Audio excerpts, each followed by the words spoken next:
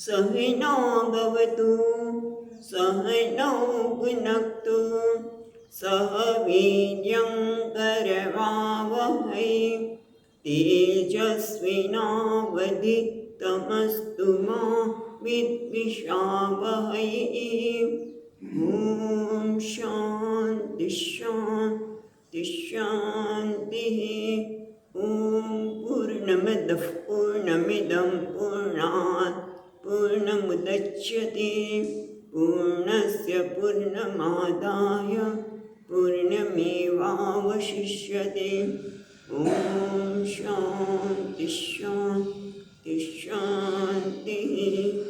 श्रुतिस्मृतिपुराणानाम् आलयं करुणालयं नमामि भगवत्पादं शङ्करं लोकशङ्करं शङ्करं शङ्कराचार्यं केशवं बादरायणं सूत्रभाष्यकृतौ वन्दे भगवन्तौ पुनः पुनः। ईश्वरो गुरुरात्मेति मूर्तिभेदविभागिने व्योमवद्व्याप्तदेहाय दक्षिणामूर्तये नमः। ॐ पार्थाय प्रतिबोधितां भगवता नारायणेन स्वयं व्यासेन ग्रथितां पुराणमुनिना मध्ये महाभारतम् अद्वैतामृतवर्षिणीं भगवतीम् अष्टादशाध्यायिनीम् अम्ब त्वामनुसन्दधामि भगवद्गीते भवद्वेषिणीम्। यं ब्रह्मा वरुणेन्द्ररुद्रमरुतः स्तुन्वन्ति दिव्यैस्तवैः वेदैः साङ्गपदक्रमोपनिषदैः गायन्ति यं सामगाः। ध्यानावस्थिततद्वतेन मनसा पश्यन्ति यं योगिनः यस्यान्तं न विदुःसुरगणाः देवाय तस्मै नमः। छठो अध्याय।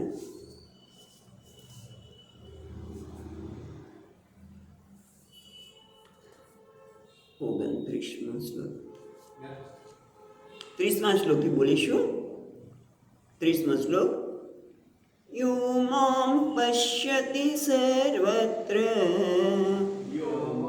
पश्यति सर्वत्र सर्वं च मयि पश्यति सर्वं च मयि पश्यति तस्याहं न प्रणश्यामि तस्याहं न प्रणश्यामि स च मे न प्रणश्यति स च मे न प्रणश्यति सर्वभूतस्थितं यो मां सर्वभूतस्थितं यो मां भजते तत्त्वमास्थितः भजते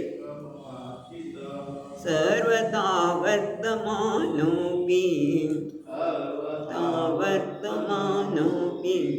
स योगी मयि वर्तते।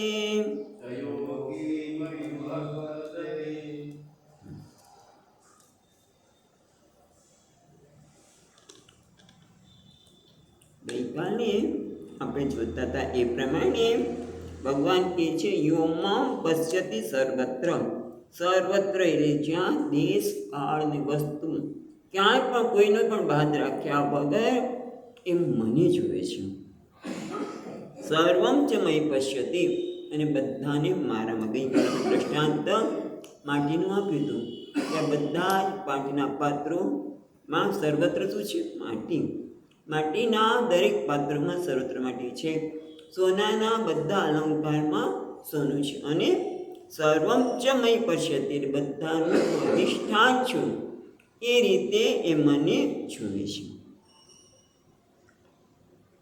ત્યારે શું થાય? તસ્યા અહમ ન પ્રણશ્યામી, તેને હું પ્રણશ્યામી એટલે નાશ કરતો નથી. એમ નહીં, પ્રણશ્યામી આમ જોઈએ તો નાશ થાય. નમે ભક્ત પ્રણશ્યતિ, ભગવાન આગળ મારો ભક્તનો ક્યારેય નાશ થતો નથી, એને ક્યારેય મુશ્કેલી પડતી નથી. પણ અહીંયા પ્રણશ્યતે એટલે ન પરોક્ષમ ગમ્યતિ, એને હું એનાથી પરોક્ષ થતો નથી. કારણ કે એ જ્ઞાનના પરિણામે એ જુએ છે કે હું અને ભગવાન, કારણ કે કોઈ પ્રકારનો અમે અવરોધ નથી, દેશનો, કાળનો કે વસ્તુનો. સર્વત્ર એ પરમાત્માને જુએ છે, એટલે પરમાત્મા એમનાથી દૂર થતો નથી. પરોક્ષી ભાવ એટલે શું? દૂર થવું. સામાન્ય રીતે પરમાત્મા ક્યાં છે? કોઈને પણ પૂછ્યું, ઉપરવાળો. પરમાત્મા મારાથી જુદા છે, આનંદ મારાથી જુદો છે, પ્રેમ મારાથી જુદો છે. પરમાત્મા એટલે પ્રેમ સ્વરૂપ, આનંદ સ્વરૂપ, એ એનાથી પરોક્ષ થતો નથી. અને સાથે સાથે ભગવાન કહે છે સચ મેન પ્રણશ્યતિ, એ મારાથી પરોક્ષ થતો નથી, દૂર થતો નથી. એટલું જ નહીં, પણ જ્ઞાની પણ મારાથી, મારા માટે પણ જ્ઞાની મારાથી જુદો થતો નથી, પરોક્ષ થતો નથી. એ કહ્યા પછી ભગવાન એ જ વસ્તુને જુદી રીતે કહે છે કે જુદી રીતે 31મા શ્લોકમાં કહી રહ્યા છે, સર્વભૂત સ્થિતમ યો મામ ભજતિ એકત્વમાસ્થિતઃ સર્વથા વર્તમાનોપી સ યોગી મયી વર્તતે. એટલે અહીંયા કહે છે કે સર્વભૂત સ્થિતમ, બધા પ્રાણી માત્રમાં રહેલા મને શું છે? એકત્વમ આસ્થિતઃ, એ બધામાં રહેલા એકને, પરમાત્માને એકત્વનો અર્થ અહીંયા એક જો કહીએ ને, બધામાં રહેલા એકને, તો એક કહીએ તો બેની શક્યતા છે કે નહીં? એક કહીએ તો બે બની શકે કે નહીં? એક વત્તા એક બે. પણ જો અદ્વૈત કહીએ તો જ્યાં કોઈ બીજું એક સિવાય બીજું કશું છે જ નહીં, અદ્વૈત, ત્યાં દ્વૈત જેવું કશું છે જ નહીં, એમાં એ સ્થિત છે. અહીંયા એ જરા નોંધ કરવાની જરૂર છે કે એ અદ્વૈતમાં સ્થિત છે. પરમાત્માના અદ્વૈત એટલે પરમાત્મા સર્વત્ર છે અને મારું પણ આત્મા છે, હું એ તત્વ છું. એ રીતે એ જોવાના લીધે એ કેવો છે? સર્વથા વર્તમાનરૂપી. મહત્વની વસ્તુ શું છે? સર્વથા વર્તમાનરૂપી. એ સર્વથા જે કંઈ કરે, વર્તમાનરૂપી એટલે વર્તમાન, એટલે જે કંઈ વ્યવહાર કરે છે ત્યારે સયોગીમય વર્તતે, એ યોગી મારામાં જ રહેલો છે, મારામાં સ્થિત છે. કોઈ પણ વ્યવહાર કરે એનો વ્યવહાર મહત્વનો નથી. આપણે આગળ પણ ભગવાને કહ્યું શું? વિદ્યા વિનય સંપન્ને બ્રાહ્મણે ગવિ હસ્તીને. કયા અધ્યાય છે? 5મો અધ્યાય. બરાબર. વિદ્યા વિનય સંપન્ને બ્રાહ્મણે ગવિ હસ્તીની સુનિચૈવ સપાકે ચ પંડિતા સમદર્શિનઃ. એના માટે વિદ્યાથી સંપન્ન, વિદ્યા વિનય સંપન્ન, વિદ્યાને વિનય સંપન્ન બ્રાહ્મણ હોય, ગાય હોય, કૂતરું હોય કે સ્વપાક એને ખાનારો જે હોય, બધામાં એને પણ સમમ પશ્યતિ, બધામાં એ સમાન જોઈએ છે. બધામાં પરમાત્માને એકત્વમ આસ્થિત, પરમાત્માનો પશ્યતિ. અને એટલા માટે એનો વ્યવહાર ગમે તે હોઈ શકે. અહીંયા સરસ એક બીજું મય વર્તતે, એમાં અહીંયા કહે છે નિત્ય મુક્ત એવ સન મોક્ષ પ્રતિ કેનચિત પ્રતિસિદ્ધ્યતે. એ પોતાને જાણે છે કે હું હંમેશા મુક્ત જ હતો અને મુક્ત છું, માટે મોક્ષમાં તો પ્રતિષેધ આવતો નથી. પણ મહત્વની વસ્તુ શું છે કે એ ગમે તે વ્યવહાર કરે, ગઈકાલે વાત કરી હતી એ પ્રમાણે એ ધર્મના કોઈ નિયમ લાગુ પડતા નથી. જેમ કે આપણે વાત કરી ભગવાન શ્રી કૃષ્ણ જ મહાભારતના યુદ્ધમાં આપણે ઘણી બધી વખત એવું લાગે કે ભગવાન પક્ષપાત કરી રહ્યા છે. કૌરવોની સાથે કૌરવ પાંડવોમાં પક્ષપાત કરી રહ્યા છે એવું લાગે. પણ આપણને ખબર છે કે જ્યારે અશ્વત્થામાએ એ વાર્તાવે છે અને માની કે સાચી જ હોઈ શકે. અશ્વત્થામાએ જ્યારે ઉત્તરાના ગર્ભને પણ મારી નાખવા માટે પ્રયત્ન કર્યો, પરીક્ષિતને બાળક મૃત પણ આવ્યું, કારણ કે બ્રહ્માસ્ત્રની તો અસર થાય છે. બધાએ પોતાને કીધું, બધાએ પોતાનું પુણ્ય અર્પણ કરો અને કદાચ બાળક જીવતું થઈ જાય. દ્રૌપદીએ પણ પ્રયત્ન કર્યો કે હું 5 પાંડવોની પત્ની છું, 5 માટે મને સમાન ભાવ હોય તો બાળક જીવતું થાય, પણ ન થયો, કારણ કે અર્જુન માટે પક્ષપાત હતો જ એમને. એ તો બધાએ પ્રયત્ન કર્યો. પછી છેવટે કૃષ્ણએ કહ્યું કે આ મહાભારતના યુદ્ધમાં મને પાંડવો કે કૌરવો કોઈના પ્રત્યે પણ પક્ષપાત ન હોય તો આ પુણ્યને આપું છું બાળકને, બાળક જીવતો થયો અને જીવતો થયો. એ શું બતાવે છે?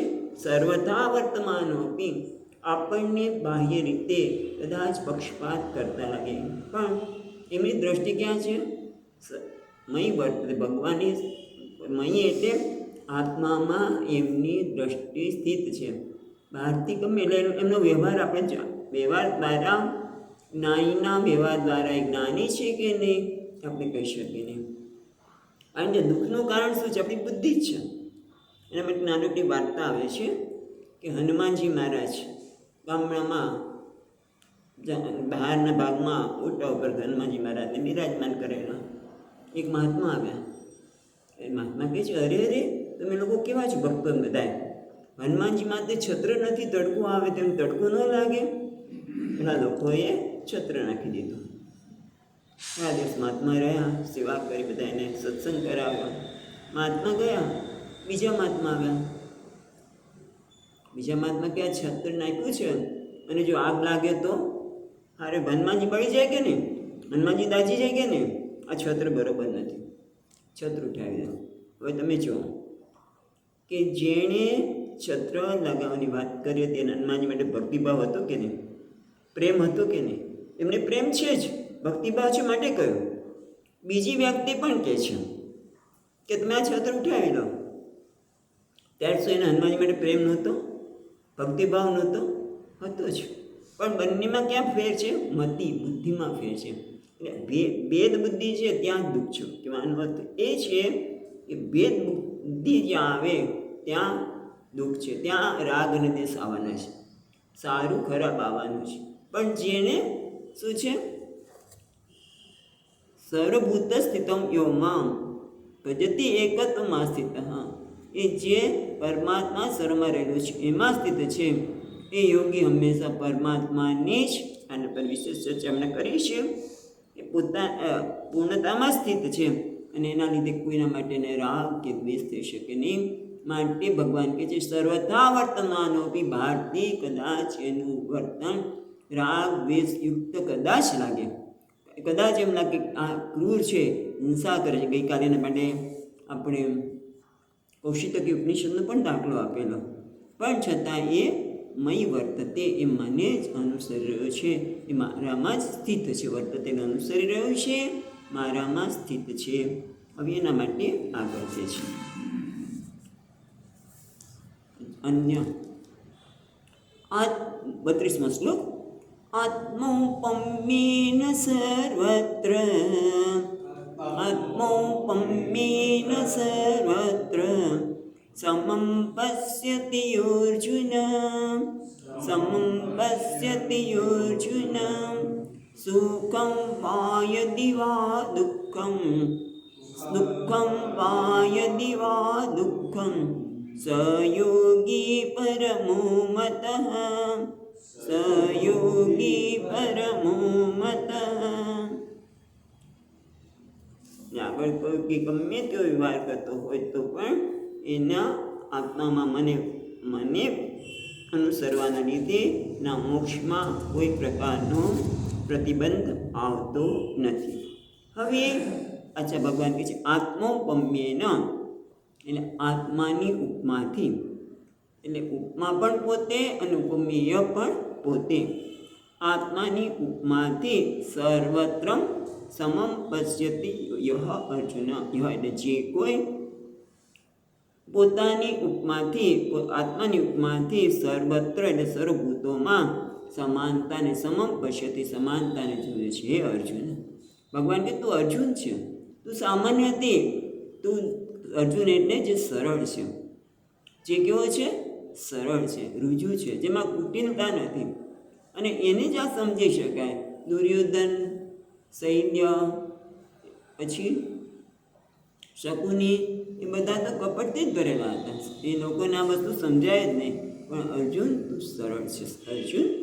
અને એટલા માટે કહે છે કે આત્મોપમ્યેન સર્વત્ર સમમ પશ્યતિ યઃ અર્જુન, સુખમ વા યદિ વા દુઃખમ, એ સુખ હોય કે દુઃખ હોય તો પણ સહયોગી પરમો મતઃ, એટલે કે છે અર્જુન સુખ અને સર્વત્ર સુખ અને દુઃખમાં પણ પોતાની ઉપમાથી એ બધાને જોવે છે. માટે તે કેવો છે? પરમો મતઃ, સહયોગી પરમો મતઃ, એ શ્રેષ્ઠ યોગી તરીકે ગણવામાં આવે છે. એટલે શું?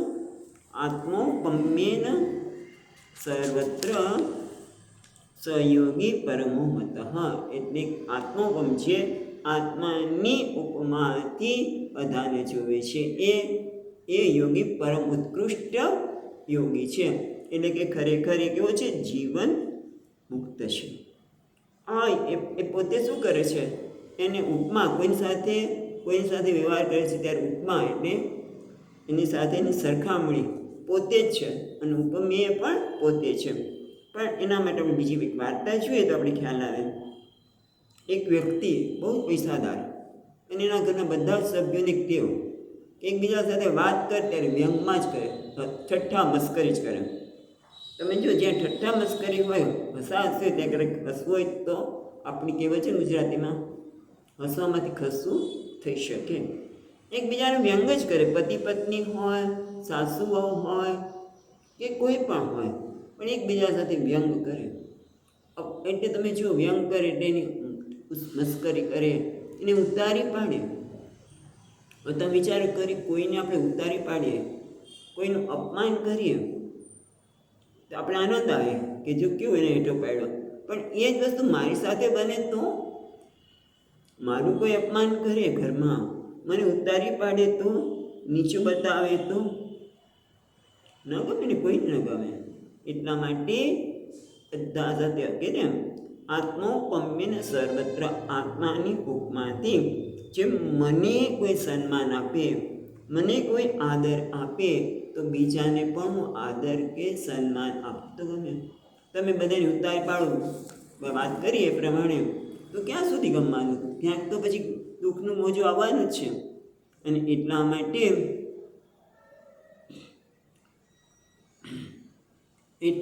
શું છે? આત્મોપમ્યેન સર્વત્ર, પોતાની જ ઉપમા, કે મને આનંદ ગમે, મને કોઈ આદર આપે, મને કોઈ સુખ આપે તો મને ગમે.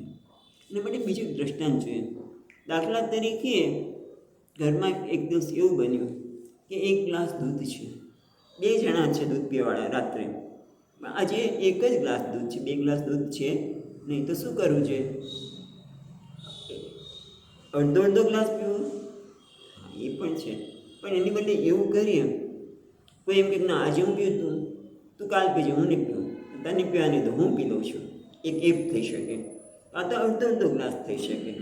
અથવા તો ત્રીજું બને કે પેલી વ્યક્તિ કે ભાઈ તું આજે પી લે, મારે દૂધની જરૂર નથી, હું કાલે પીશ, તું આજે આખો ગ્લાસ દૂધ પી લે, કારણ કે તને રોજ આખો ગ્લાસ પીવાની ટેવ છે, માટે તું પી લે. તો શું થાય? આનંદ જ આવે ને. પેલી વ્યક્તિને તમે આદર આપો છો, તમે જતું કરો છો. એવી રીતે કુટુંબમાં જુઓ, બધી બહેનો હોય, એટલે કે જેઠાણી, દેરાણી, સાસુમાં બધા હોય. અને ઘરમાં દાખલા તરીકે જેઠાણીને દેરાણી માટે 2 સાડી આવી, સાસુમાં 2 સાડી લેવા. પણ સાસુમાં એવી સાડી લેવા, એક થોડી ભારે હતી અને બીજી થોડી ઉતરતી હલકી હતી. તો શું થાય? અને જેઠાણી એમ કે હું તો હું રાખું છું, હું મોટી છું ને, સારી મારા માટે, બોલી તારા માટે, એવું પણ કરી શકાય. અને મિત્ર એમ કે તું નાની છું, માટે આ તું રાખ, તને આ સારી લાગશે. ઉત્તરની સાડી પોતે લે તો શું થાય? આનંદ. સ્વર્ગ આવે કે નર્ક આવે, આનંદ જ હોય. આત્મોપમ્યેન સર્વત્ર, પોતાની ઉપમાથી એટલે મને સન્માન ગમે છે માટે બીજાને સન્માન આપવું. ભાઈ તું દૂધ પી લે, તું સારી સારી તું રાખ, સન્માન આપ્યો ને તો શું થાય? ઘરમાં હંમેશા આનંદ જ હોય, સ્વર્ગ જ હોય. સ્વર્ગની આનું નામ જ આત્મૌપમ્યેન સર્વત્ર. પોતાની ઉપમાથી એ બધાને જુએ છે. બહુ સુંદર શ્લોક છે આ. એટલે કે બધાને સર્વથા વર્ત આપણે પછી તમે જો આત્મૌપમ્યેન સર્વત્ર સમમ પશ્યતિ યોજના, પછી સર્વથા વર્તમાનોપી યોગીમય વર્તતે. કારણ કે એ પોતાની ઉપમાથી પોતાને કોઈ આપણે અપમાન કરી ન ગમે, કોઈની હિંસા કરે ન ગમે, આદર આપી ગમે તો બીજા સાથે પણ એવો જ વ્યવહાર કરે છે. કારણ કે જાણીએ છીએ આપણે, જોઈએ હિંસા કરવી બહુ સરળ છે, કોઈનું અપમાન કરી નાખવું બહુ સરળ છે, મનમાં આવીને કોઈ દીધું. પણ અહિંસા એ બહુ મુશ્કેલ છે. કારણ કે હિંસા એટલે હિંસા કરી, કોઈનું અપમાન કરી, દુઃખ પહોંચાડ્યું, એનું કારણ શું છે એ જાણે છે. તમે હિંસા ક્યારે કરી શકો, કોઈને દુઃખ ક્યારે પહોંચાડી શકો? જ્યારે આપણા અંદર કંઈક હોય ત્યારે, આપણા અંદર ખાલીપો હોય, આપણો અહંકાર ઘવાતો હોય તો. તમે જો અહંકાર છે ને એવો છે કે ફુગાની જેમ ફૂલા જ ફૂલે. એને અહંકાર આ જોઈએ પેલું કોઈ ન આપે એટલે તરત જ એને સંભળાવી દે, એને દુઃખ લાગે એવું કરી શકીએ. એટલે અહંકાર હંમેશા બીજાની પાસે વધુ માંગણી રાખે. એને હજી મને કોઈ મહાન આપો, મને વધારે આપો. અને બીજું કારણ અહંકાર એક છે, શું છે ખબર છે? એને હંમેશા અસલામતી જ લાગવાની, એને હંમેશા બીજાથી બીક જ લાગવાની, ભય લાગવાનો. અને એના કારણે પણ એનાથી હિંસા, કોઈનું અપમાન થાય, કોઈનું દુઃખ થાય એ થઈ છે. પણ આનો અહંકાર જ નથી રહ્યો. કારણ કે સર્વત્ર સમમ પશ્યતિ યોજનમ સહયોગી પરમો મત. અહીં તો જીવન મુક્ત છે, પણ આગળ જોયું એ પ્રમાણે સહયોગીમય વર્તતે, એ મને જ અનુસરી રહ્યો છે. એટલે કે આ વ્યક્તિને બીક કે ડરથી, ભયથી એ કોઈની સાથે વ્યવહાર કરતો જ નથી. કારણ કે એનો અહંકાર હવે રહ્યો જ નથી. તમે જો અહંકાર હોય તો ડર પણ આવે, લોભની વૃત્તિ પણ આવે, અને ધર્મનો ખ્યાલ ક્યારે જતો રહી ખબર પડે નહીં. એટલે ભગવાન કહે છે આત્મૌપમ્યેન સર્વત્ર, બધાની સાથે એ સમમ પછી બધામાં એ જે સમ પરમાત્મા રહેલો છે. નિર્દોષમી સમમ બ્રહ્મ તસ્માત બ્રહ્મણી તે સ્થિતા. આગળ પણ ભગવાને કહ્યું કે ભગવાન બધામાં નિર્દોષ રહેલો છે, જે એને દર્શન કરશે. અને ઉપનિષદમાં પણ કહ્યું કે ઉદરમ અંતરમ કુરુતે અથ તસ્ય ભયમ ભવતી. જ્યાં સુધી દ્વૈત છે, હું જુદું અને પેલું જુદું, ઉદરમ થોડું પણ કહેવાય ને અંતર છે. પતિ પત્નીને બહુ જ બનતું હોય કે હરેક કોઈ વખત એ લોકોને ઝઘડા ન થતા, પણ કંઈક એવું બને કે એની બેને છુપાયું હોય કે પતિએ કંઈક નાનકડી વસ્તુ છુપાવી હોય તો શું થાય? ઉદરમ અંતરમ કરે, થોડુંક અંતર ઊભું કરે તો શું થાય? તો મારાથી છુપાવ્યું, આટલા વર્ષોથી આપણે સાથે રહીએ છીએ, કોઈ ત્યાંથી કોઈ છુપાવતા નથી, આજે મારાથી છુપાવ્યું તો શું થાય? દુઃખ થાય ને. પછી અંતર વધતું જાય ને દ્વૈતાદિ ભયમ ભવતી ઉદરમ અંતરમ કરે. તે પણ આ છે એ સર્વત્ર પરમાત્માને જોવે છે, પોતાનામાં પણ જોવે છે. સમમ પશ્યતિ, અને એના લીધે કોઈ પ્રકારનો ભેદ એના જીવનમાં રહ્યો નથી. કેટલા ભેદ છે ખબર છે? જીવ અને ઈશ્વર વચ્ચેનો ભેદ, હું જુદો અને ભગવાન જુદો, જીવ અને જીવ વચ્ચેનો ભેદ, જીવ અને જડ ચેતન જડ વચ્ચેનો, કે બધા જ ભેદમાંથી એ મુક્ત થઈ ગયો છે. કારણ કે જ્ઞાનના લીધે. ભેદનું કારણ છે અહંકાર, એ અહંકાર જ રહેલો નથી. આ એક અર્થ આપણે આ શ્લોકનો કર્યો. સ્વામીજી મહારાજ બીજો બતાવે છે, સુખમ વા યદિ વા દુઃખમ. એનું અર્થઘટન બીજું કહે છે, સુખમ વા યદિ વા દુઃખમ, વા અથવા તો સુખ કે દુઃખની સ્થિતિ આવે ત્યારે અર્થઘટન કહે છે. શું થાય છે? સુખમ વા યદિ વા દુઃખમ સમમ પશ્યતિ, સર્વત્ર સમમ પશ્યતિ, બરાબર છે. સુખમ વા યદિ વા દુઃખમ, પણ એ બધામાં એ સમાન રહી શકે છે. કેમ? કારણ કે સહયોગી પરમો મત, એ યોગી પરમ છે, શ્રેષ્ઠ છે. એટલે કે એ જ્યારે સુખ કે દુઃખની પરિસ્થિતિ આવે ત્યારે પણ એની ઉપમા કોને આપે છે? આત્મોપમ્યેન, પોતાની જ ઉપમાથી આ સુખ અને દુઃખની પરિસ્થિતિને જુએ છે. પોતાની ઉપમા એટલે સુખ, પોતે એટલે આત્મા, અને આત્મા શું છે? કે પૂર્ણ છે. એ પોતાની પૂર્ણતાના દર્શન કરે છે. એનો અર્થ એ નથી કે એના જીવનમાં દુઃખની કે સુખની પરિસ્થિતિ નહીં આવે. સુખની અને દુઃખની પરિસ્થિતિ વખતે એને કેવી રીતે મૂલવે છે? પોતાના સ્વરૂપથી, પૂર્ણતાથી મૂલવે છે. કારણ કે ઘરમાં રહેતા હોય, સમાજમાં રહેતા હોય તો કોઈનું મૃત્યુ પણ થઈ શકે. દુઃખની પરિસ્થિતિ કહેવાય કે નહીં? પોતાની જ વ્યક્તિ જઈ શકે ગૃહસ્થાશ્રમમાં, દુઃખદ પરિસ્થિતિ તો છે જ. અને કંઈક સારી ઘટના પણ ઘટે, જેમ હમણાં આજકાલ બધા તુલસી વિવાહમાં પડ્યા છે. આજે ભગવાનનો તુલસી વિવાહ હતા ને મંડપ મુહૂર્ત કર્યું સ્વામીજી. આવું આનંદની સ્થિતિ છે. આનંદની સ્થિતિ પણ આવે અથવા તો દુઃખદ સ્થિતિ તો આવવાની, બંને આવે ત્યારે પણ આત્મોપમ્યને, પોતાના આત્માને પૂર્ણતાને જુએ છે. એટલે કે સુખની પરિસ્થિતિ પણ મારામાં કોઈ વધારો કરી શકે નહીં, અને દુઃખદ પરિસ્થિતિ આવે તો પણ મારા પૂર્ણતામાં ઘટાડો કરી શકે નહીં. જેમ ગઈકાલે રામજીનું દ્રષ્ટાંત આપેલું હતું કે એ જ રીતે આના જીવનમાં પણ સુખદ કે દુઃખદ પરિસ્થિતિ આવી શકે, પણ એ જાણે છે કે આત્મા પૂર્ણ છે અને પૂર્ણતા કોઈના પર પણ આધાર રાખતી નથી. જેમ ઉપનિષદનું જ વાક્ય છે, બહુ સુંદર છે, યાદ રાખવા જેવું છે. ભલે આપણે આ સાંભળીએ છીએ, કદાચ આપણામાં આની સ્થિતિ પર પહોંચતા તો બહુ સમય લાગે, પણ આપણા માટે એક આદર્શ છે કે ભાઈ મારે આ સ્થિતિએ જરૂર પહોંચવું છે આ જીવનમાં. અને એટલા માટે આપણે વિચાર કરીએ તો શું કીધું કે ન કર્મણા વર્ધતે ન કન્યા.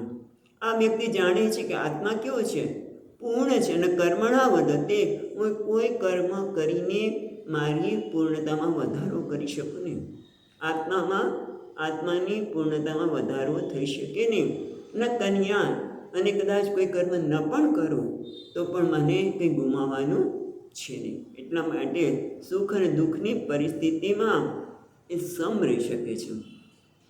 જેમ ભગવદ્ ગીતાના બીજા અધ્યાયમાં પણ ભગવાન કહે છે, આપૂર્યમાણમ અચલ પ્રતિષ્ઠામ સમુદ્રમાં પ્રવિશંતિ યદ્ગતા. ત્યાં પણ કહે છે કે આ વ્યક્તિ કેવી છે? સમુદ્ર સમાન છે. સમુદ્રની અંદર નદીઓ આવીને મળે છે. એક નદી કદાચ સરસ્વતી લુપ્ત થઈ ગયા, પણ પાછા કોઈ ના લુપ્ત નથી થયા તો અહીંથી બહાર નીકળે છે. અને સરસ્વતી સમુદ્રને મળ્યા, એક નહીં વધારે મળ્યું, તો એના પાણીમાં વધારો થશે ના. સમુદ્રની પૂર્ણતામાં કોઈ ફેર પડતો નથી. અને એક નદી કદાચ ન પણ મળે તો એની પૂર્ણતામાં ઘટાડો થતો નથી. એ રીતે આ પણ જાણે છે કે હું આત્મોપમ્યેન, પોતાની ઉપમા એટલે હું પૂર્ણ જ છું. મારી પૂર્ણતા કોઈ પરિસ્થિતિ પર છે નહીં. સુખદ પરિસ્થિતિ હોય કે દુઃખદ પરિસ્થિતિ હોય, પણ મારી પૂર્ણતામાં ક્યારેય વધારો કે ઘટાડો થાય નહીં. કારણ કે શું છે? મય વર્તતે, એ ભગવાનને જ અનુસરે છે, ભગવાનને જ પામેલો છે, પૂર્ણતાને જ પામેલો છે. અને એટલા માટે આગળ પણ કહ્યું, શું કહ્યું? ગુરુણાપી દુઃખેન વિચાર્યતે. એટલે આ જ્ઞાનને લીધે એ વ્યક્તિ કેવી બની જાય છે? આત્મોપમ્યેન સર્વત્ર, એ પોતાની જ ઉપમાથી પોતે જ ઉપમા છે કે હું પૂર્ણ છું, હું સલામત છું. તમે જુઓ, દુઃખનું કારણ શું થાય છે? દુઃખ ક્યારે પહોંચી શકે? પહેલાં તો હું દુઃખી હોય તો બીજાને દુઃખ પહોંચાડી શકું. તમે જોજો, હું અંદરથી વિક્ષિપ્ત હોઉં તો બીજા મારા વ્યવહારથી બીજા વિક્ષિપ્ત થઈ શકે. એ રીતે જ્યારે મને એવું લાગે કે હું અસુરક્ષિત છું, હું અસલામત છું, આમ થવાથી મારું આમ થશે, અસલામતીથી બીજાને પણ આપણે દુઃખ પહોંચાડીએ છીએ. પણ આ તો સર્વત્ર પૂર્ણતાના દર્શન કરે છે. પોતાની સલામતી ક્યાંય બહારથી આવતી નથી. પોતાની સુરક્ષા ક્યાં છે? આત્માને લીધે જ છે. કારણ કે ઇન્દ્રિય મન બુદ્ધિ તો બેસ છે અને તો આવવાને જવાવાળા છે, પણ આ બધામાં બેસનો પહેરનાર જે છે એને જોઈ સમમ પશ્યતિ યોજના અને વ્યવહાર કરે ત્યારે આત્માની ઉપમાથી પોતાની બે વસ્તુ છે. પોતાને માન સન્માન ગમે છે, બીજાને માન સન્માન આપે છે. પોતાની પૂર્ણતામાં સુખમ બાય દુઃખમ બા, પોતે પૂર્ણ છે એટલે સુખદ કે દુઃખદ પરિસ્થિતિ પણ એને વિચલિત કરી શકે નહીં. આમ સુંદર વાત થઈ. અર્જુને કહ્યું હા હા તો કેવી સુંદર છે. બંને અર્થઘટન આપણાને જોયા, બરાબર. એક મુન્યના દ્વારા અને બીજું આત્મપમ્યના, કે સુખ અને દુઃખ એના માટે સમાન બને છે, કારણ કે આત્મા પૂર્ણ છે, એ પૂર્ણતાને પામેલો છે. એટલે કોઈ પણ પરિસ્થિતિમાં એ જોઈ શકે છે કે પરિસ્થિતિ મારી પૂર્ણતામાં વધારો કે ઘટાડો કરી શકે નહીં. આ સુંદર વાત થઈ. એટલે અર્જુન તો વાહ, આ યોગ તો બહુ સુંદર છે. પણ સાથે સાથે અર્જુનના મનમાં પ્રશ્ન ઉઠે છે, કારણ કે બરોબર સાંભળી રહ્યો છે.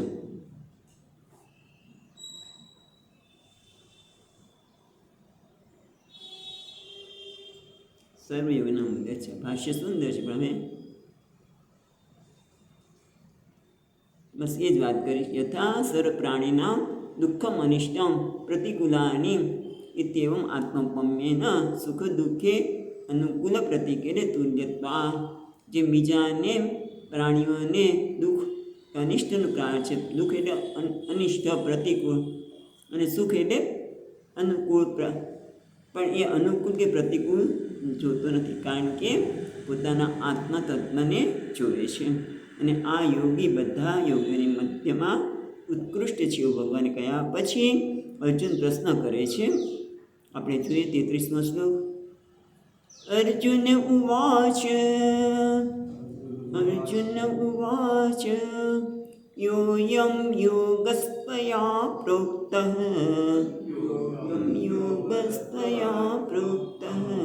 સમ્યેન મધુસૂદન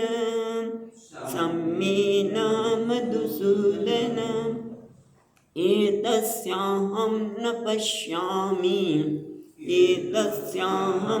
પશ્યામિ ચંચલત્વા સ્થિતિમ સ્થિરામ. એને કહે છે અર્જુન, અયમ યોગ, યહ મીન્સ જે, અયમ એટલે આ, યોગ ત્વયા પ્રોક્ત, તમે જે આ યોગની વાત કરી, કઈ? સામ્યેન મધુસૂદન, જે સમત્વ ભાવરૂપ, જે આત્મપમ્યને સર્વત્ર સમતા થઈ ને, બધામાં સમાન ભાવે રહેલા પરમાત્માને જુએ છે. સુંદર છે. પણ એ સામ્યેન મધુસૂદનમ તસ્યા અહમ ન પશ્યામિ, પણ એ હું જોતો નથી. ચંચલત્વા સ્થિતિમ સ્થિરામ, એને હું તમે જે વર્ણન કર્યું યોગની, એ મનમાં ચાંચલ્યના કારણે એમાં સ્થિર થતી સ્થિતિને, ચંચલત્વા સ્થિતિ સ્થિરામ, એમાં સ્થિરતા આવે એવું હું જોતો નથી. કેમ આવું કહે છે? કારણ કે અર્જુનને આ જે સમસ્યા છે એની સાથે આપણે બધા સંમત થઈ શકીએ. એને બે પ્રકારની સમસ્યા છે કે ઉપદેશ તમે આપ્યો, એ ઉપદેશ ક્યારે સ્થિર થાય? જે સમાન પરમાત્મા બધામાં રહેલું છે એ ઉપદેશ પહેલાં મને સમજાય અને એમાં મારી સ્થિતિ થાય. પણ આ મન તો કેવું છે? ચંચળ છે. મન જ્યારે શાંત બને, સ્થિર બને, ત્યારે આ જ્ઞાન માટે યોગ્ય કહેવાય. બરાબર ને? આ વખત પછી અર્જુન ખાલી પ્રશ્ન નથી પૂછતો, સાંભળ્યું છે, વિચારે છે કે ભગવાન તમે આ યોગની વાત તો કરી, પણ એ યોગમાં સમજાય અને સ્થિતિ ક્યારે થાય? કે જ્યારે મન શાંત હોય, જ્યારે મન સ્થિર હોય, ત્યારે આ જ્ઞાન માટે યોગ્ય બને અને જ્ઞાન આપણું બીજું છે, આપણું જ્ઞાન આપણું થાય. પણ મારું મન તો કેવું છે? બધાનું મન ચંચળ જ છે. ક્યારે ગમે તે કામ કરવા બેઠા હોય તો મનમાં તરત વિચાર આ કરવાનું બાકી છે. ખરેખર આ કરી લઉં, પેલું બાકી છે, અને આમ કરવાનું છે, અને કહેવાનું છે, વગેરે વગેરે સતત મનમાં આ ચંચળતા છે. એક તો ચંચળતો છે, અને બીજી એક ટેવના કારણે ચંચળતા છે. તમને ખ્યાલ હશે, મન ચંચળ તો છે, પણ પછી વર્ષોના ટેવના કારણે મનને કોઈ કારણ વગર જ બસ આવું વિચાર કર્યા જ કરે, પણ એને કશાની જરૂર નથી. તમારે આ કરવાનું છે, પેલું કરવાનું છે, આમ થયું ને પેલું થયું. એટલે અહીંયા કહે છે કે તમે કેવા છો એ ભગવાન? યોયમ યોગ્ય દ્વયા પ્રોક્ત, તમે કહ્યું એ યોગ જે સામ્યનો યોગ્ય છે, જે સમતાનો યોગ છે, એ મધુસૂદન હું જોતો નથી. પણ મધુસૂદન કહીને શું કહે છે? મધુસૂદન આપણે ખબર છે ત્યાં ચંડીપાઠના પહેલા અધ્યાયમાં આવે છે, મધુ અને કૈટભ ભગવાનના કર્ણમાંથી ઉત્પન્ન થયેલા રાક્ષસો છે, જે બ્રહ્માજીને મારવા માટે તૈયાર થયા છે, સર્જકને. એટલે એમણે પ્રાર્થના કરી, અને ભગવાને મધુ અને કૈટભની સાથે 5000 વર્ષ સુધી લડાઈ કરી. કારણ કે તમે જુઓ, રાગ અને દ્વેષ ક્યાંથી જન્મે છે? સામાન્ય રીતે રાગ અને દ્વેષનું કારણ આપણા કર્ણ જ છે. કંઈક સાંભળીએ એટલે કોઈ પછી એના પર વિચાર પણ નથી કરતા. તમે જોજો, ઘણી બધી વખત એવું બને કે કોઈ કશું કહ્યું એટલે હા આવું જ છે, તરત જ એની અસરમાં આવી જઈએ, અને કાં તો એ માટે દ્વેષ થાય, કાં તો કોઈના માટે રાગ થાય. એના કર્ણમાંથી ઉત્પન્ન થયેલા રાક્ષસ છે. પણ તમે કેવા છો? મધુસૂદન, એટલે મધુ આખ્ય રાક્ષસમ સુદયતી, એને તમે મારી શકો છો. એટલે પ્રભુ, તમે મધુના રાક્ષસને મારી શકો છો. મારો પણ, તમે પણ તે મધુસૂદન છે, તમે પણ મારા અહંકારને મારો. મધુ એટલે મધ, મધ એટલે અહંકાર. અહંકાર એ અહંકાર જ છે ને, એ બધા જ સમસ્યાનું કારણ છે. આપણે હમણાં આગળ પણ વાત કરી કે આપણને સૌથી વધુમાં વધુ પ્રેમ હોય તો કોના માટે છે? અહંકાર, આપણા અહંકાર માટે. જે મારા અહંકારને અનુકૂળ હોય એના માટે મને પ્રેમ થાય. અને એ જ વ્યક્તિ જ્યારે મારા અહંકારને ગોબો પાડે, હું કહું એ પ્રમાણે ન કરે, તો પોતાનો પ્રિયમાં પ્રિય દીકરો કેમ ન હોય, તો પણ એના માટે દ્વેષ થઈ જાય. પોતાની પ્રિયમાં પ્રિય વસ્તુ હોય એના માટે પણ આપણને દ્વેષ થઈ જાય. કે મધુ એટલે અહંકાર જે મધ આપનાર છે. અને એટલા માટે એ કેવો છે? ચંચળ. અને તમે કેવા છો? મધુસૂદન.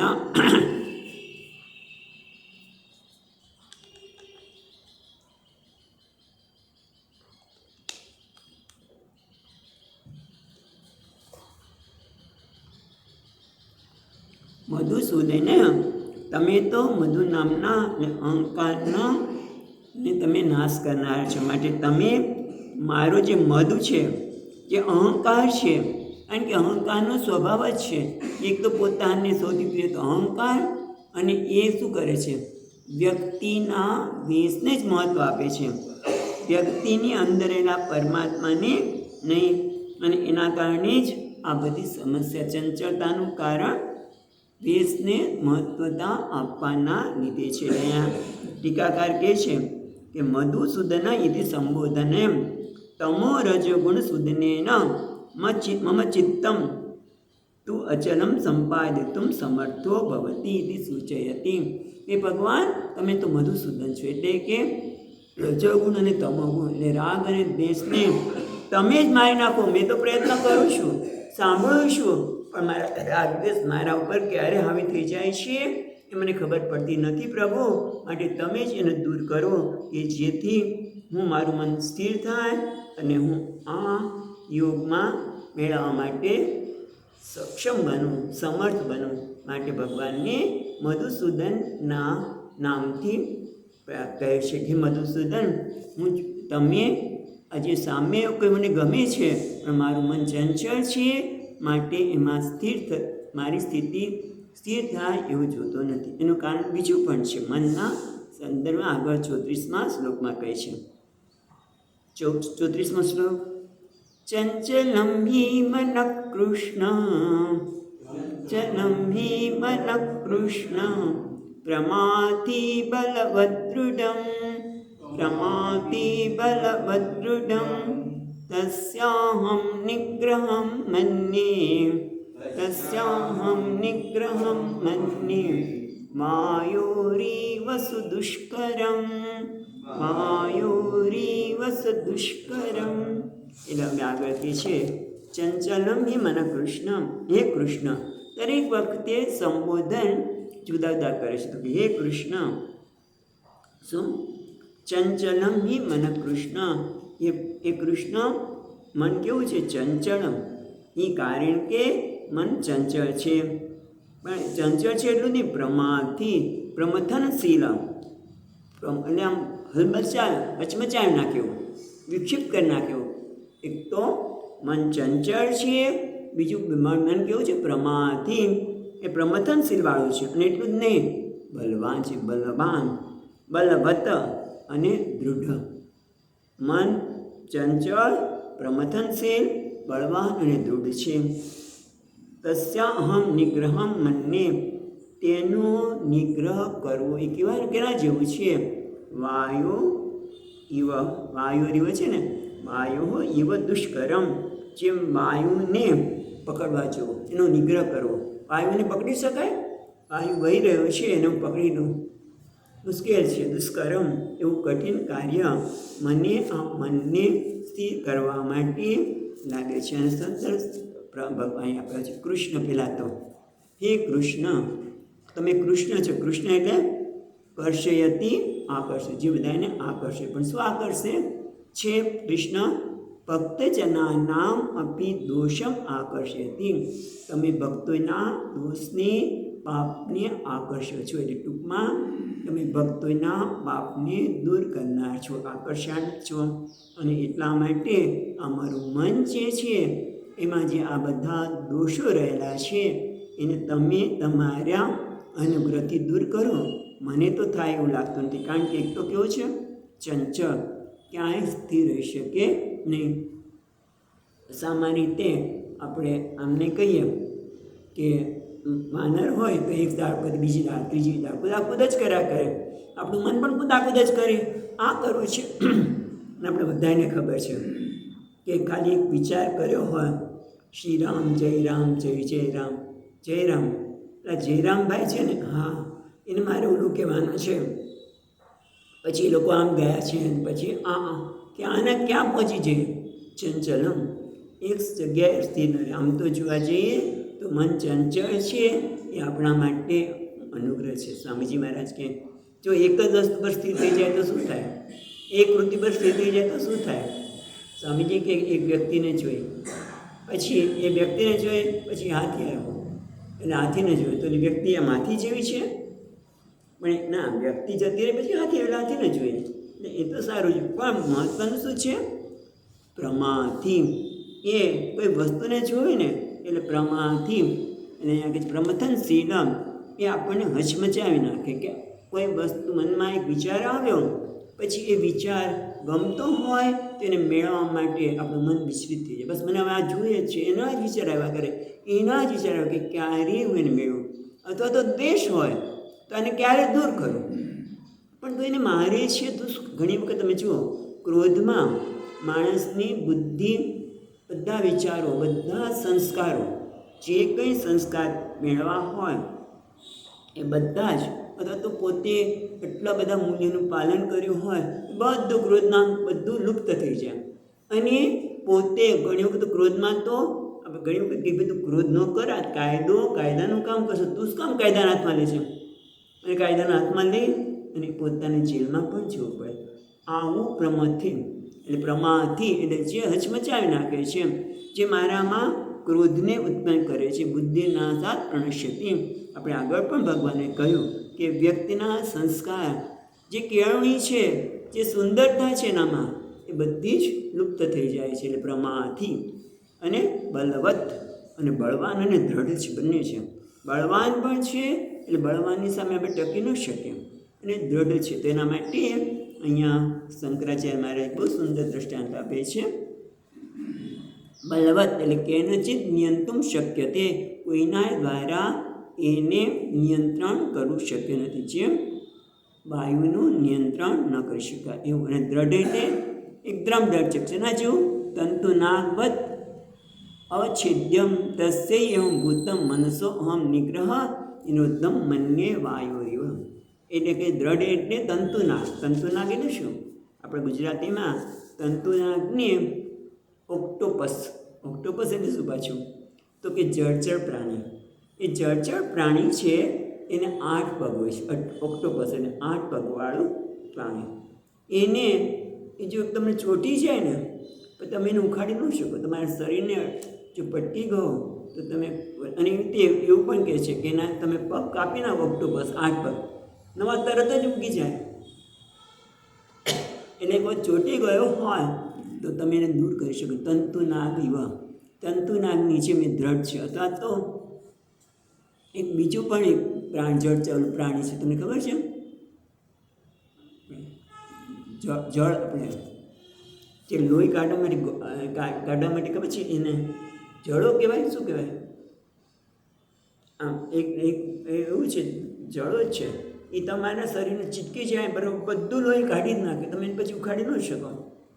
કદાચ મકોડાને ઉખાડી શકો, મકોડો મરી જાય એમ એકદમ તમારા શરીરને ચીટકે, બળતરા આપે પણ જતો રહે. પણ આ તો જલ્દી જાય જ નહીં. એટલા માટે કહે છે તંતુનાગવત અવચ્છેદ. એનું અવચ્છેદન કરવું બહુ જ મુશ્કેલ છે. એવો એ દ્રઢ છે. એટલે મન ચંચળ છે, પ્રમાથી છે, બલવાન છે, જેનો નિગ્રહ શક્ય નથી, અને દ્રઢ છે. અને એના માટે દ્રષ્ટાંત આપ્યું વાયુ રિવસ દુષ્કુરમ. એ વાયુથી પણ વાયુને પણ કદાચ ખબર નહીં કે આપણે એને નિયંત્રણ કરી શકાય, પણ મનને નિયંત્રણ કરવું બહુ જ મુશ્કેલ છે. કારણ કે એક વખત મનમાં એક વિચાર આવ્યો ને, તમે ગમે તેટલું કહો, બહુ વાર લાગે છે એમાંથી મુક્ત થતાં. થોડીક વાર થાય પાછું એની એ વસ્તુ આવે. નાના છોકરાને જેમ મને ચોકલેટ આપો, મા બાપ કે હમણાં નહીં, થોડીક વાર ચોકલેટ આપો. અથવા મારો કેમ ફૂગો ફૂટ્યો, મારો કેમ ફૂગો ફૂટ્યો, ભાઈનો કેમ નહીં, મારી સાથે આમ કેમ થયું. એટલે આવું મન છે. તો ભગવાન તમે કૃષ્ણ છો, એટલે કે તમે મારા આ પ્રકારના મનના દોષને તમે દૂર કરી શકો. તમે મધુસૂદન છો, માટે તમે મારી ચંચળતા અહંકારના લીધે જ મધુસૂદન. મધુ એટલે અહંકાર, એનું સૂદન કરનારીમાં તમે છે. મારા અહંકારને દૂર કરો. અહંકાર જ ચંચળતા, અને એના કારણે મન ચંચળ, પ્રમાથી બલવાન અને દ્રઢ છે. માટે તમે કૃષ્ણ તરીકે એને દૂર કરો. આવું જ્યારે પ્રાર્થના કરવામાં આવી ત્યારે ભગવાન કહે છે 35મા શ્લોકમાં, શ્રી ભગવાન ઉવાચ અસંશયં મહાબાહો મનો દુર્નિગ્રહં ચલમ અભ્યાસેન તુ કૌન્તેય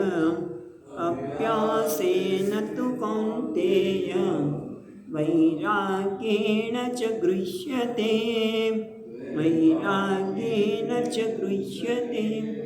ભગવાન કહે છે સાચી વાત છે. એ તમે જુઓ, જ્યારે સામેની વ્યક્તિ કોઈ પ્રશ્ન કરે કે મને આ મુશ્કેલી છે, તો ગુરુનું કામ શું છે? એને પહેલાં સ્વીકાર. ભલે ને કદાચ એ પ્રશ્નમાં કોઈ તથ્ય પણ ન હોય. અહીંયા તેવું નથી. અહીંયા અર્જુનના પ્રશ્નમાં બહુ મોટું તથ્ય છે, પણ પહેલાં એનો સ્વીકાર. તમે જ્યારે એને વેડિટ કરો, તમે કોઈ વ્યક્તિના પ્રશ્નનો સ્વીકાર કરો, એટલે અડધો એનો સમસ્યા દૂર થઈ છે. છોકરાને ઓછા માર્ક્સ આવ્યા તો તરત આવા જો બીજાના છોકરાને કેટલા માર્ક્સ આવે છે, તારે કેમ એટલા આવ્યા, પેલો ભાંગી પડે. અને તમે જોજો કેટલા લોકો તો આપઘાત કરી નાખે છે. મમ્મી ઘરે જઈશ ને ઓછા માર્ક્સ આવ્યા છે તો મને વધશે તો, કારણ કે પહેલાં પણ વધતા હતા, હવે વધશે તો એને વેલિડ. કંઈ વાંધો નહીં, ઘણા સરસ માર્ક આવ્યા, આ વખતે ઓછા આવે તો શું થઈ ગયું, આવતી વખતે આપણે પ્રયત્ન કરશું. શું થયું? એનું વેલિડેશન કર્યું. ખ્યાલ આવે છે? તમે એને સ્વીકાર કરો. એટલે અડધી સમસ્યા દૂર થઈ જાય. એટલે ભગવાન કહે છે સાચી વાત છે, અસંશયમ, કોઈ શંકા નથી. હે મહાભાવો, તું તો કેવો છે મહાબાહો. અહીંયા મધુસૂદન કહે છે મહાબાહો એટલે મહાંતવ સાક્ષાત મહાદેવ અપી સકૃત પ્રહરણો બાહુ યસ્ય નિરતિશય ઉત્કર્ષમ સૂચયતી. એટલે હે અર્જુન, તું કેવો છે મહાબાહો, તારો તું કેટલો મહાન છે. સાક્ષાત મહાદેવ, આપણે ખબર છે કે વાર્તા આવે છે કે મહાદેવ સાથે મહાદેવ ભીલનું રૂપ લઈને આવે, શિકારીનું રૂપ લઈને આવે છે અને અર્જુનને કહે છે આ શિકાર મારો છે. બંને વચ્ચે ઝઘડો થાય છે. યાદ આવતો હોય તો એ કથા કે બંને વચ્ચે જ્યારે ઝઘડો થાય છે ત્યારે ભગવાન મહાદેવને પણ આશ્ચર્ય હતું કે મારા બાણનો સામનો આ જ કરી શકે. એટલે મહાબાહો, તું તો સામાન્ય નથી અર્જુન. તારા માટે જ્યારે મહાદેવના બાણને પણ તું એના પ્રહારને પણ તું જો સહન કરી શક્યો, એનો સામનો કરી શક્યો, તો તારા માટે આ મનને વશ કરવું એ બહુ મોટી વસ્તુ નથી. તારો તો બહુ ઉત્કર્ષ છે. પ્રારબ્ધ કર્મ પ્રાબલ્યાદ અસંશયાત્માના દુર્નિગ્રહમ. પ્રારબ્ધને વસ્તે કદાચ કોઈ કર્મ હોય પણ ભલે પહેલાં તો કહે છે અસંશય, તું કહે છે હે અર્જુન એ મહાબાહો, એમાં કોઈ શંકા નથી. મનો દુર્નિગ્રહમ ચલમ, મનને વશ કરવું અતિ દુર્નિગ્રહ, એને વશ કરવું એ બહુ મુશ્કેલ છે. દુર્નિગ્રહ બહુ જ મુશ્કેલ છે વશ કરવું, અને પાછું ચંચળ પણ છે. પણ થઈ શકે ખરું અર્જુન. કેવી રીતે? અભ્યાસેન તો કૌંતેય વૈરાગ્યેન ચ ગૃહ્યતે ને વશ કરી શકાય. બે વસ્તુ દ્વારા આ મનને વશ કરી શકાય. એક તો અભ્યાસ દ્વારા અને બીજું વૈરાગ્ય દ્વારા. અને આપણે ખબર છે કે અભ્યાસ એટલે વારંવાર એકને એક વસ્તુ કરવાથી, એ વસ્તુના અભ્યાસથી એમાં આપણી સ્થિરતા આવે. જેમ એક નાનકડી વાર્તા કહીને આપણે અહીંયા અટકીએ છીએ કે સ્વામી દયાનંદજી મહારાજને કારેલા ભાવતા જ નહીં. પણ મને યાદ છે કે મેં જ્યારે એમને પીરસવાનું આવતું હતું ત્યારે ગુરુકુળમાં, ત્યારે કેવા બાપરે કારેલા ખાય. આપણે કે આપણે ન ખાઈ શકીએ. કારેલાનું શાક બનાવ્યું તો સ્વામીજી દવા તરીકે એને નહીં લેતા, પણ એમને કારેલા ભાવતા નહીં. અને બન્યું એવું કે સ્વામીજી ભિક્ષામાં ગયા, એને બેનને તો કે ચાલે કારેલાનું શાક બનાવો અને બીજું શાક બનાવો. એટલે પહેલાં કારેલાનું શાક સ્વામીને થયું કે ભાવતું નથી ભાવતું, પહેલાં પૂરું કરું.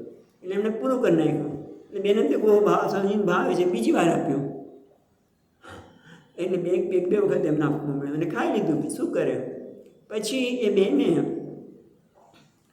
બેનને ત્યાંથી પછી બીજા ઘરે જવાનું ભિક્ષામાં. તો બીજા વાળાને ખબર હતી કે આગલા દિવસે આપણા ઘરે ભિક્ષા છે, અને એમને ઓળખતા હતા કે સ્વામીજીને શું ભાવે. અરે કારેલાનું શાક બહુ ભાવે, 2-3 વાર ખાધું. સ્વામીજી શેના માટે ખાધું હતું કે જે તે પરિવાર આવે નહીં, પહેલાં એ કડું પૂરું કરી લઉં, પછી મીઠી વસ્તુ ખાઈશ. એની બંને એ આપ્યું. પછી બીજ દિવસે બીજે કારેલા બનાવ્યું. પછી આખા વખતમાં 8 દિવસનો જે જ્ઞાન યજ્ઞ હતો એમાં દરરોજ બધા કારેલાનું શાક બનાવવા માંડ્યા કે સ્વામીને કારેલાનું શાક ભાવે છે, કારેલાનું શાક ભાવે છે. અને સ્વામીજીને ભાવતું થઈ ગયું. અભ્યાસ છે ને તો કૌંતેય, તમે વારંવાર એ વસ્તુનો અભ્યાસ કરો તો ન ગમતું વસ્તુ પણ ગમતી થઈ જાય. મારી એક નાનકડી વાત કહી દઉં કે મને પોપૈયો નહોતો ભાવતો. નાના હતા, માંદા પડ્યા, મને યાદ છે. પણ પોપૈયોની તાપ, ટાઈફોઇડ થયેલો. બધા કે મને બહુ જ પોપૈયો સારો, ખાય જ નહીં, ક્યારે ખાધો નહીં. પણ પછી આપણે અમદાવાદ જવાનું થયું અને આપણા સ્વામીજી મહારાજને પોપૈયો જ ભાવે, રોજ નાસ્તામાં પોપૈયો હોય. અને પછી આપણે પ્રસાદીમાં પોપૈયો મળે. સ્વામીને કેમ કેવું મને પોપૈયો નથી ભાવતો. ત્યાં તો ઘરે તો કહી દીધું હું નહીં ખાઉં, પણ સ્વામીને તો કહેવાય નહીં. ખાતા પોપૈયો ભાવતો. તો અભ્યાસ વારંવાર જો તો અભ્યાસ કરતો ચંચળતામાંથી અર્જુન તું મુક્ત થઈ શકે. તે વૈરાગ્યની એના પર આપણે પછી ચર્ચા કરીશું. અહીંયા અટકીએ. ઓમ પૂર્ણમદ પૂર્ણમિદં પૂર્ણાત પૂર્ણમુદચ્યતે પૂર્ણસ્ય પૂર્ણમાદાય પૂર્ણમેવાવશિષ્યતે. ઓમ શાંતિ શાંતિ શાંતિ. શંકરં શંકરાચાર્યં केशवं बादरायणं सूत्रभाष्यकृतौ वन्दे भगवन्तौ पुनः पुनः। ईश्वरो गुरुरात्मेति मूर्तिभेदविभागिने व्योमवद्व्याप्तदेहाय दक्षिणामूर्तये नमः। ॐ शान्ति शान्ति शान्तिः। हरिः ॐ श्रीगुरुभ्यो नमः। हरिः ॐ।